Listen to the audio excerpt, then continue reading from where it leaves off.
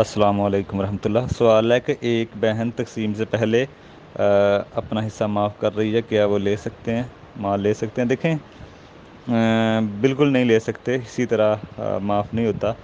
وہ دباؤ میں بعض اوقات نہیں مانگتی، اگر زبان سے وہ کہہ بھی دیں تو اس کا کوئی شمار نہیں ہے۔ اگر وہ دل سے نہیں دے رہی تو اللہ کی عدالت میں اس مسئلے کو اٹھایا جائے گا اور اس کا حساب کتاب ہوگا۔ اس لیے یہ معاملہ اتنا آسان نہیں ہے کہ ہمارے ہاں تو ماحول میں اگر کوئی بہن کہہ بھی دے کہ میں نے اپنا حصہ نہیں لینا تو اسے کہیں اس کے کہنے پر مت جائیں، بلکہ زبردستی ان کو حصہ دینا چاہیے، ٹھیک ہے نا؟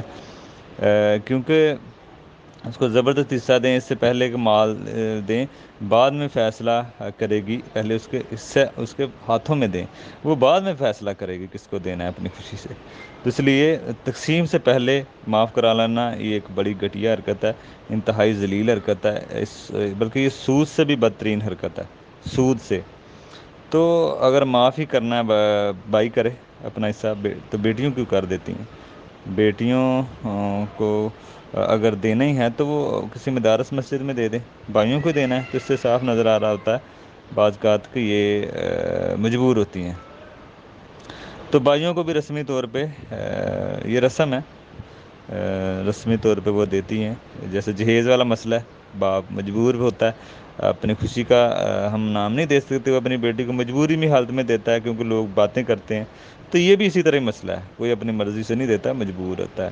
تو جیسے جہیز والا مسئلہ ایک رواج بن چکا ہے رسمی طور پہ، تو یہ بھی ایک رواج ہے، بہنوں کا حصہ کھانا یہ بھی ایک رواج بن چکا ہے، تو یہ بھی ایک رسم بن چکی ہے، اس کے خلاف قدم اٹھانا چاہیے۔ جہاں پر ہزاروں کروڑوں بہنوں کا حصہ پر قبضہ ہو رہا ہے وہاں پر بہنوں کو معاف نہیں کرنا چاہیے، اس رسم کو بڑھاوا نہیں دینا چاہیے، بلکہ اپنا حصہ لینا چاہیے۔ اور بھائیوں کو تو بالکل نہ دیں، بھائیوں سے حصہ لیں کسی مدارس مسجد میں دے دیں، ٹھیک ہے نا؟ تو اس لیے بہنوں کو ضرورت نہ بھی ہو تو وہ اپنا حصہ لیں، کسی مسجد میں دے دیں، مدارس میں دے دیں، بھائیوں کو نہ بالکل دیں، کیونکہ یہ رسم کو ختم کریں، ٹھیک ہے نا؟ یہ رسم کو ختم کریں، یہ سمجھے کہ ڈکیتی ہے، اس کو ختم کریں۔ تو یہ مسئلہ اس میں بھائیوں کو بالکل نہ دیں اور یہ ظلم ختم کریں۔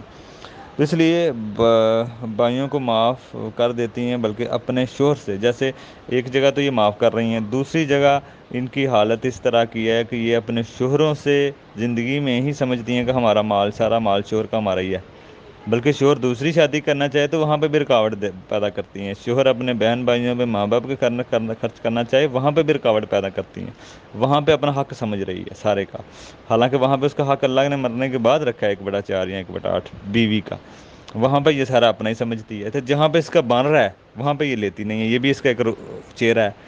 ماں کی وراثت میں بیوی کا بنتا ہے، نہیں لیتی، باپ سے نہیں لیتی، بہن بھائیوں سے اگر ان کی اولاد نہیں ہے تو ان کا بنتا ہے، نہیں لیتی، لیکن جہاں سے نہیں بن رہا، شوہر سے نہیں بنتا، اس کا مرنے کے بعد اللہ رکھا ہے، وہاں پہ سارا اپنا سمجھ رہی ہے، بلکہ دوسری شادی بھی نہیں کرنا دیتی۔ اور وراثت میں دیکھیں سب سے کم حصہ بیوی کا رکھا ہے اللہ نے، 1/8۔ اگر ایک شخص فوت ہوتا ہے اس کی ایک بیوی اور ایک ہی بہن ہے، یہی دو ہی وارث ہیں، اور اس نے سمجھ لیں 4 لاکھ وراثت چھوڑی ہے، تو 1 لاکھ اس کو ملے گا، 3 لاکھ بہن کو ملے گا۔ اسی طرح ایک شخص فوت ہوتا ہے، اس کی بیوی اور صرف ماں، تو ماں 4 حصوں میں سے 3 حصے لے گی، ایک بیوی کو ملے گا اگر شوہر کی اولاد نہیں ہے۔ اسی طرح ایک شوہر فوت ہوتا ہے، اس کا باپ ہے اور بیوی ہے، تو باپ سارا لے گا، 4 حصوں میں سے 3 حصے، ایک حصہ بیوی کو ملے گا۔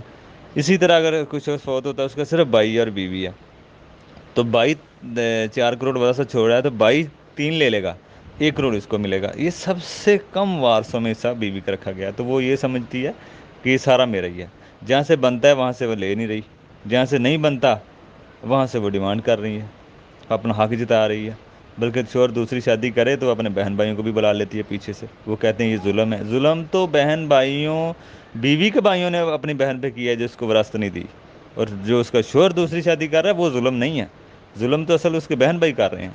تو یہ صرف علم نہ ہونے کی وجہ سے یہ سارے مسئلے آتے ہیں، تو کوئی کسی کو اپنا حصہ معاف نہیں کرتا، سب کو ضرورت ہے مال کی، تو اس لیے اپنے بہنوں کا حصہ نہ کھائیں، ہم اپنے آپ کو دھوکہ دے رہے ہیں ایسی باتیں کر کے۔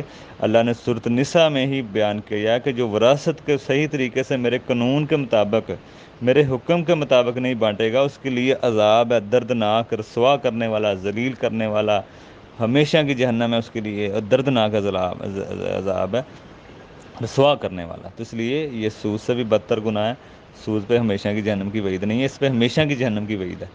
تو اس لیے بھائیوں، جس کا بھی اللہ نے حصہ رکھا ہے، چاہے وہ بیوی ہے، بیٹی ہے، ماں، دادی، نانی، بہنیں، کسی کا بھی اللہ نے حصہ رکھا ہے وراثت میں، اس کے بارے میں پوچھیں کس کس کا حصہ بنتا ہے، اگر کسی کو علم نہیں ہے، اور سب کا حصہ دیں۔ ہمیں یہ سورۃ النساء میں اللہ نے سارا قانون بیان کر دیا ہے، اور اس کی بڑی سخت وعیدیں ہیں، اللہ نے کسی پہ نہیں چھوڑا مسئلہ، یہ خود ہی اللہ نے بیان کر دیا کہ کس کے کیا حصے بنتے ہیں۔ تو اس لیے ہم اپنے آپ کو دھوکہ نہ دیں، جو بھی کسی کا حصہ بنتا ہے وہ اگر آپ نہیں دیں گے تو آگے آپ کو دینا پڑے گا۔ تو حقیر دنیا کے لیے، اپنے بچوں کی زندگی کے لیے اپنی آخرت خراب نہ کریں۔